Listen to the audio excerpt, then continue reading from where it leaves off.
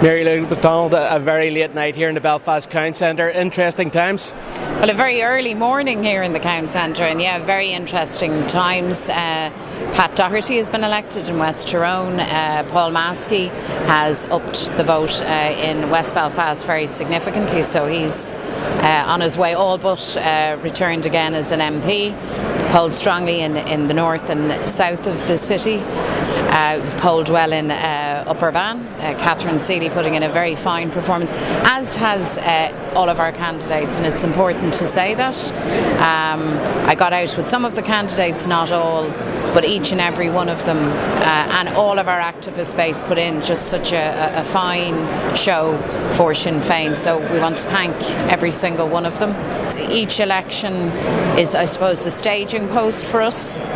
It's another phase in the development of our politics, and this is just that. The election was about, when you boil it down, really a choice between those who wish to remain frozen in time or even turn the clock back to what was before, and those of us who will forge on and press ahead for change, for equality, for Irish unity, for decent public services, for basic human rights for all of our citizens. That's what our candidates represented. That's what we represent. We take the struggle onward. At the end of this campaign, the first order of business for us is to address ourselves to the incoming British government, because we need a decent, proper budget for the north of Ireland. We need to guarantee basic public services.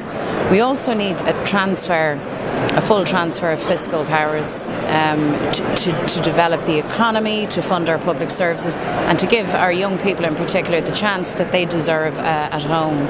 So we've all of that to do, but and it's big work.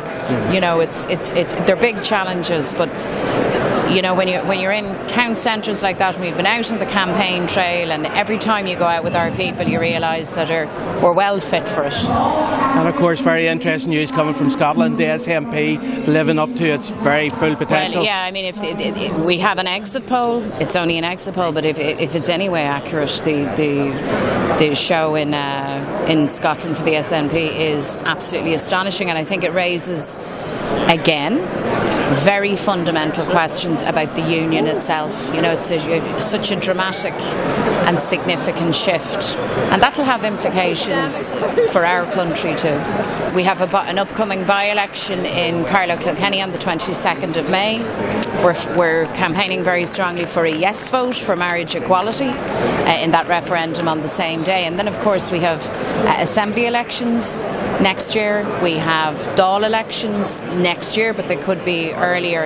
And all of these are all I suppose, the building blocks of our politics, of developing our strategies, developing our struggle for Irish freedom and for social and economic justice. And, you know, in the elections last summer, over half a million people voted for us.